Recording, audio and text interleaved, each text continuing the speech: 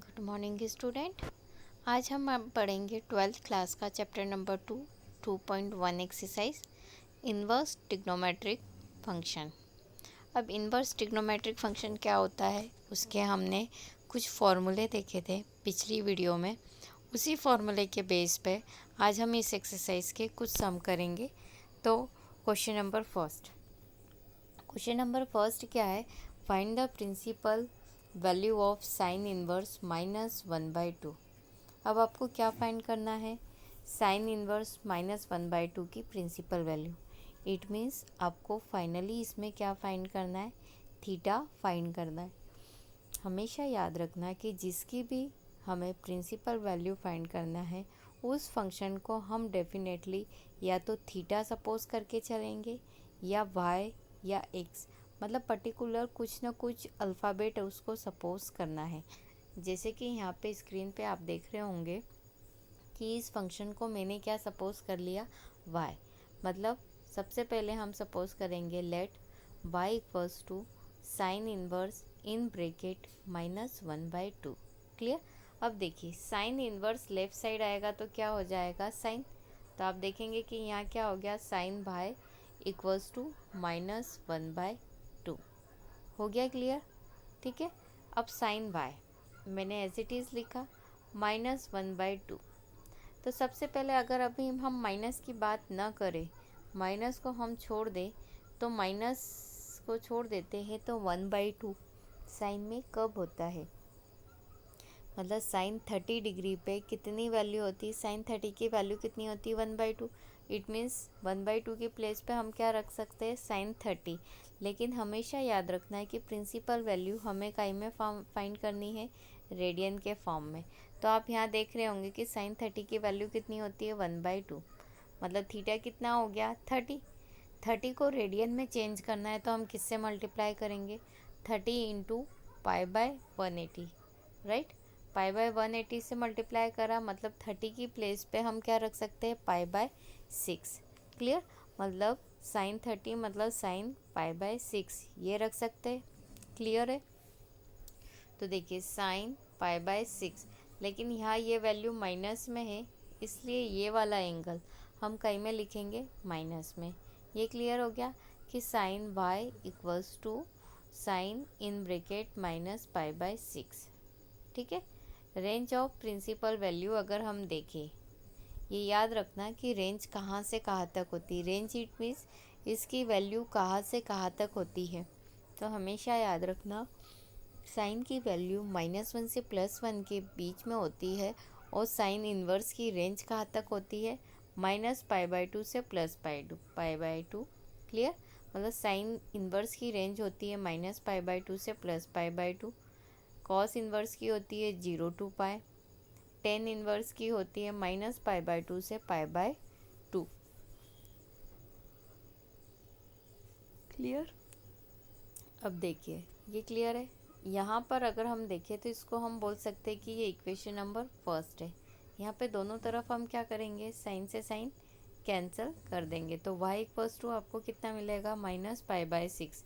मतलब ये क्या हो गया आपके लिए, hence the principal value is -π/6। यहाँ पे कितना आंसर आ गया आपका, -π/6।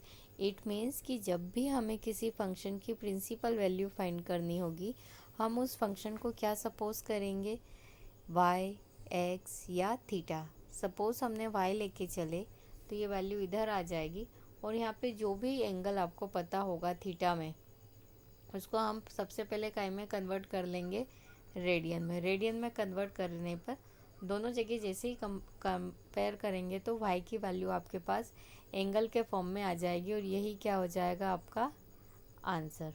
क्लियर। तो ये 2.1 एक्सरसाइज के क्वेश्चन नंबर फर्स्ट का फर्स्ट था। अब हम सेकंड देखेंगे, फर्स्ट का second part. Clear. Question number first का सेकंड क्या गिवन है, find the principal value of cos inverse in bracket √√3/2। ये गिवन है, राइट। अब इस फंक्शन को हम सबसे पहले क्या सपोज करेंगे, y। मतलब इस फंक्शन को हम क्या लेके चलेंगे, y लेके चल रहे, राइट।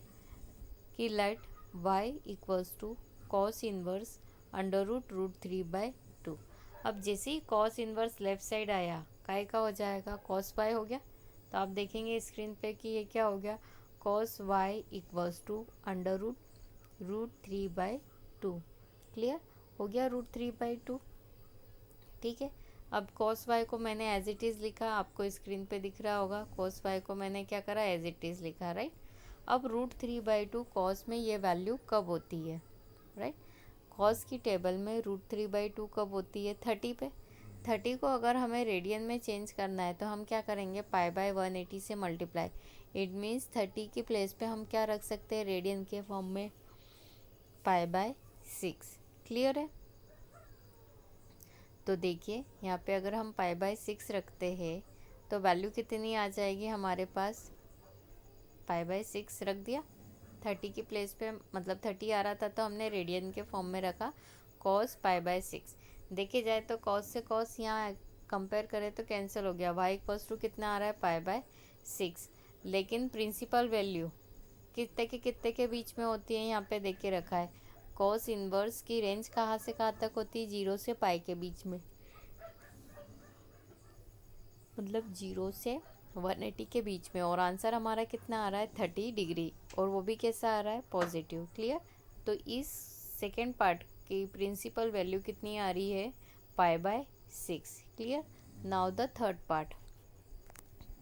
थर्ड पार्ट अब हमारे पास जो भी गिवन है, क्या गिवन है, find the principal value of cosec inverse 2। Cosec inverse given है, ठीक है। अब इसकी हमें क्या फाइंड करना है, प्रिंसिपल वैल्यू, या तो थीटा या y। क्लियर। अब जो भी फंक्शन हमारे पास गिवन है, हम उसको डेफिनेटली कुछ ना कुछ सपोज करेंगे। तो उस फंक्शन को हम क्या सपोज करेंगे, यहाँ पे y। आप देख रहे हैं स्क्रीन पे कि इस फंक्शन को हम क्या लेके चल रहे हैं, y। तो y इक्वल्स टू कितना हो जाएगा, कोसेक इनवर्स 2। क्लियर हो गया, कोसेक इनवर्स 2 हो गया, राइट। अब आप देखेंगे कि कोसेक इनवर्स जब लेफ़्ट साइड आएगा, कोसेक इनवर्स जब लेफ़्ट साइड आएगा तो ये क्या हो जाएगा, कोसेक y इक्वल्स टू कितना हो जाएगा, 2। हो गया, कोसेक y इक्वल्स टू 2। अब कोसेक y इक्वल्स टू 2, तो कोसेक में 2 कब होता है, कोसेक किसका उल्टा होता है, साइन का। तो ये हो जाएगा sine y equals to 1/2, opposite हो गया। ये कब होता है, साइन 30। इट मीन्स कि जब हम इसका अपोजिट देखेंगे कि कोसेक y, तो जब हम इसका अपोजिट देखेंगे कि कोसेक y का 2 कब होता है, वो भी कब होता है, साइन, मतलब 30 डिग्री पर होता है। 30 को हमें काय में चेंज करना है, सबसे पहले रेडियन में। मतलब जब भी आपको ये कंफर्म हो जाए कि ये वाली वैल्यू पर्टिकुलर किसी न किसी एंगल पर है, तो हम उस वैल्यू को सबसे पहले क्या करेंगे, रेडियन में चेंज करेंगे। रेडियन में चेंज करने के लिए हम किससे मल्टीप्लाई करेंगे, π/180 के, ठीक है। π/180 पे आपको स्क्रीन पे दिखाई दे रहा होगा कि साइन 30 की वैल्यू कितनी है, 1/2। तो कोसेक 30 की कितनी हो जाएगी, 2। डेफिनेटली एंगल कितना मिल गया, 30। 30 को हम रेडियन में चेंज करेंगे तो 30 इंटू π/180, तो वैल्यू कितनी आ जाएगी, π/6। इट मीन्स कि यहाँ पे हमारे पास जो एंगल है 30 डिग्री, रेडियन में कितना मिल गया, π/6। तो यहाँ पे हम 2 की प्लेस पे फाइनली हम क्या रखेंगे, कोसेक π/6। अगर हम कंपेयर करें तो देखो कोसेक से कोसेक कैंसिल हो गया, पर ऐसे हम कैंसिल नहीं करते हैं। ऐसे देखे जाए तो अगर हम कंपेयर करें तो पाई की वैल्यू कितनी मिल रही है, वाई की वैल्यू कितनी मिल रही है, π/6। अब हम किसकी बात कर रहे हैं, कोसेक की, राइट। तो कोसेक की रेंज कहाँ से कहाँ तक होती है, -π/2 से π/2, राइट, इतनी होती है। और वैल्यू कैसी है हमारे पास, पॉजिटिव। तो थीटा जो आ रहा है वही की वही हम क्या करेंगे, लिख देंगे। क्लियर है, थीटा जो आ रहा है हम वही की वही लिख देंगे। तो देखिए रेंज ऑफ प्रिंसिपल वैल्यू जो है वो बता देते हैं हम यहाँ पर। और यहाँ पे principal value of cosec inverse 2 is कितना आएगा, π/6। मतलब हमारा फाइनली एंगल कितना मिल गया यहाँ पे, π/6। और ये क्या हो गया हमारे लिए आंसर। क्लियर। तो हमने इस क्वेश्चन के 3 पार्ट कर लिए।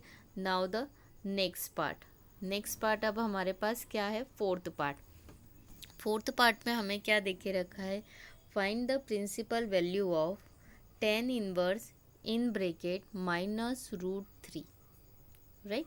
तो सबसे पहले इस सम में भी हमें क्या फाइंड करना है, प्रिंसिपल वैल्यू फाइंड करना है। क्लियर। प्रिंसिपल वैल्यू जिसकी भी फाइंड करना है हम उसको क्या लेके चलेंगे, वाई लेके चलेंगे। मतलब इस फंक्शन को मैंने क्या सपोज कर लिया, y equals to ten inverse in bracket minus root three लेके चले, ये हो गई। मतलब जो भी फंक्शन गिवन है हम उसको क्या लेके चले, y। क्लियर। ये सबसे पहली स्टेप है। नेक्स्ट स्टेप में ये क्या करना है, जो भी यहाँ फंक्शन इन्वर्स में उसको हम क्या लेके जाएंगे, लेफ्ट साइड। तो टेन इन्वर्स लेफ्ट साइड जाएगा y के साथ, तो टेन इन्वर्स काय में कन्वर्ट हो जाएगा, 10 में। तो यहाँ क्या बन गया, ये 10y, और ब्रैकेट में जो था ये वैल्यू आ गई माइनस रूट थ्री। दिखाई दे रही है आपको स्क्रीन पे, क्लियर। मतलब ये आ गया समझ में कि ये स्टेप कैसी आई, 10y equals to minus root three. अब हमने 10y तो हमने एज इट इज़ लिखा है, आपको दिखाई दे रहा होगा, माइनस रूट थ्री। माइनस को अगर अभी हम भूल जाए तो सबसे पहले आपको ये पता होना चाहिए कि रूट थ्री कौन से डिग्री पर आता है 10 में। मतलब 1060 की वैल्यू कितनी होती है, रूट थ्री। ये रफ वर्क है आपका, आप साइड में भी कर सकते हैं, आपको पता होना चाहिए 1060 कितना होता है, रूट थ्री। मतलब थीटा इक्वल्स टू कितना हो गया, 60। ये क्लियर है, राइट। अब 60 को हम काय में चेंज करेंगे, एज अ रेडियन में। तो किससे मल्टीप्लाई करेंगे, पाई बाय 180 से। तो आप देख रहे होंगे कि यहाँ पे जब हम मल्टीप्लाई करेंगे तो 0 से 0 क्या हो गया, कैंसिल। 6 1 जा 6, 6 3 जा 18। इट मीन्स यहाँ पे फाइनली एंगल रेडियन में कितना मिल गया, पाई बाय 3। इट मीन्स हम 60 की प्लेस पे क्या रखेंगे, पाई बाय 3। तो माइनस रूट थ्री कब होता है, 10 माइनस पाई बाय 3 पे। क्लियर। अब सबसे पहले आपको पता होना चाहिए कि फंक्शन अगर 10 में गिवन है तो 10 में उसकी रेंज कितनी होती है, इन्वर्स फंक्शन की। तो आपको यहाँ पे दिखाई दे रहा है कि 10 इन्वर्स की रेंज क्या होती है, माइनस पाई बाय 2 से प्लस पाई बाय 2। और साथ में अगर एंगल नेगेटिव है तो ये एज इट इज़ नेगेटिव वाला ही हम पार्ट क्या करेंगे, रख देंगे। तो range of principal value of 10 inverse is between minus pi by 2 से plus pi by 2। Clear.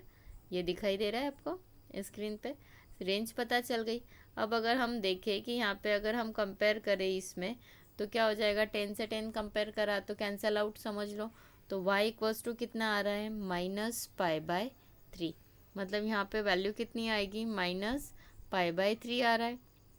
It means कि यहाँ पर ये क्या हो गया, आपके लिए आंसर हो गया। और माइनस रूट थ्री कैसी वैल्यू है, नेगेटिव वैल्यू है। तो प्रिंसिपल एक्सिस में ये नेगेटिव होने के कारण हम कौन सा वाला एंगल सपोज करेंगे यहाँ पे, ये वाला माइनस। मतलब जो वैल्यू गिवन है हम माइनस की माइनस में ही रहने देंगे, चेंज नहीं करेंगे। बट इन केस अगर कॉस में ये टर्म होती तो हम यहाँ पे क्या ले लेते, पाई माइनस थीटा, और उसके बाद जो हमारा आंसर आता वो हमारे लिए क्या बन जाती, प्रिंसिपल वैल्यू। बट हमारे पास यहाँ पे 10 इनवर्स काय में दिया है, माइनस में। तो माइनस के लिए हमारे पास फिक्स दे के रखा है कि फॉर्मूला कितना है, माइनस थीटा। जो है वो बस माइनस के फॉर्म में आ जाएगा। तो देखिए y इक्वल्स टू कितना आ रहा है यहाँ पे, minus pi by 3। It means hence the principal value is minus pi by 3।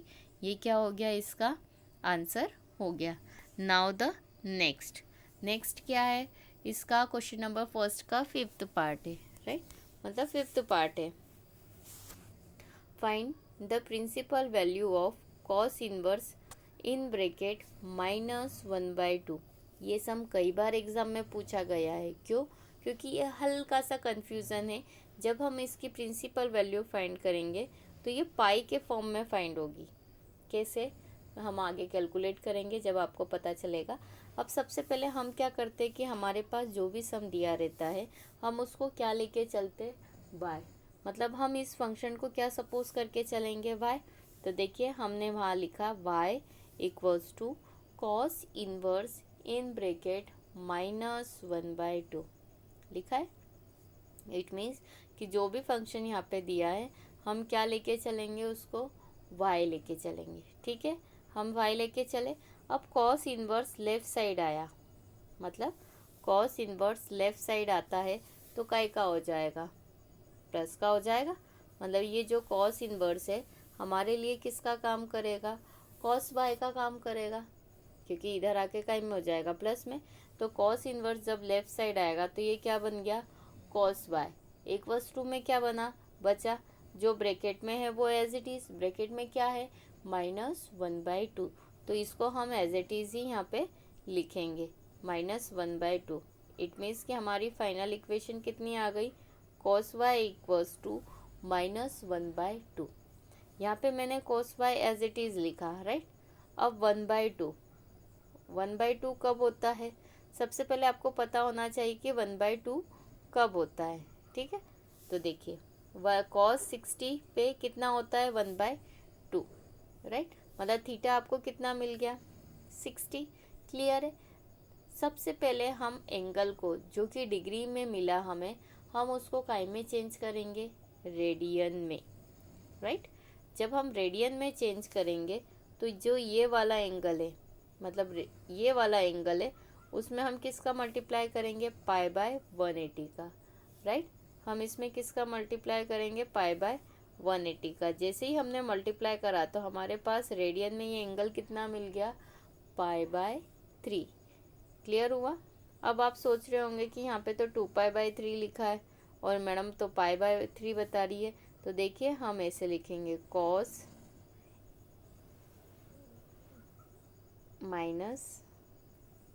-π/3। अब पिछली वीडियो में मैंने कुछ फॉर्मूले बताए थे प्रिंसिपल के लिए कि जब कॉस में एंगल माइनस में हो, कॉस में एंगल जब माइनस में हो तो फॉर्मूला क्या हो जाता है, π-θ हो जाता है। बताया था मैंने पिछली वीडियो में। आप अगर वो वीडियो ओपन करके देखेंगे, फॉर्मूले की लिस्ट निकालेंगे या आपने कहीं नोट डाउन करके लिखा है, तो हम उसमें देखेंगे प्रिंसिपल वैल्यू फाइंड करने के जो कॉस वाली टर्म है। मैंने टोटल ट्रिग्नोमेट्रिक के 6 फॉर्मूले लिखाए थे, उसमें से 3 के साथ पाई लगता है और 3 के साथ नहीं लगता है। तो जिसके साथ पाई लगता है उसमें से एक टर्म है कॉस। तो कॉस में अगर कोई एंगल नेगेटिव आता है तो उस नेगेटिव एंगल की जो वैल्यू होगी साथ में पाई माइनस हम कर देते हैं। तो यहाँ क्या हो जाएगा, पाई -π/3, राइट। एलसीएम लिया कितना आया, 2π/3। देखें यहाँ पे करा हुआ है प्रिंसिपल वैल्यू के लिए कि ये वैल्यू नेगेटिव है, नेगेटिव के लिए फॉर्मूला हो जाएगा π-θ। तो यहाँ हो गया π-π/3। क्लियर। और π-π/3 का एलसीएम कितना आ जाएगा हमारे पास, 2π/3। मतलब 3 एलसीएम ले लिया और 3 - π कितना आ गया, 2π/3। मतलब डायरेक्ट उन्होंने इसकी प्लेस पे कितना लिख दिया, 2π/3। क्लियर है, 2π/3 लिख दिया। आ गया समझ में। नहीं तो आप चाहो तो यहाँ पे लिख सकते हैं एंगल के फॉर्म में -π/3, उसके बाद π-π/3 जो कि यहाँ लिखा है, और उसके बाद 2π/3। क्लियर। अब हमें ये पता होना चाहिए सबसे पहले कि टेन की मतलब कॉस की रेंज कहाँ से कहाँ तक जाती है, 0 से पाई। इट मीन्स कि ये कहाँ से कहाँ तक रेंज जा रही है इसकी, 0 से पाई। ठीक है। अब यहाँ पे इस वाले इक्वेशन में आप देखेंगे कि cos y equals to cos in bracket 2π/3 है। जब हम कंपेयर करेंगे तो अगर देखी जाए तो cos से cos कैंसिल हो जाए, बट यहाँ पे y इक्वल्स टू कितना आ जाएगा, 2π/3। इट मीन्स कि hence the principal value is 2π/3। इस तरीके से हमने 2.1 के टोटल प्रिंसिपल वैल्यू फाइंड करने के कितने सम करे, यहाँ पे हमने 5 सम करे हैं। अब बचे हुए सम हम नेक्स्ट वीडियो में सॉल्व करेंगे। Thank you.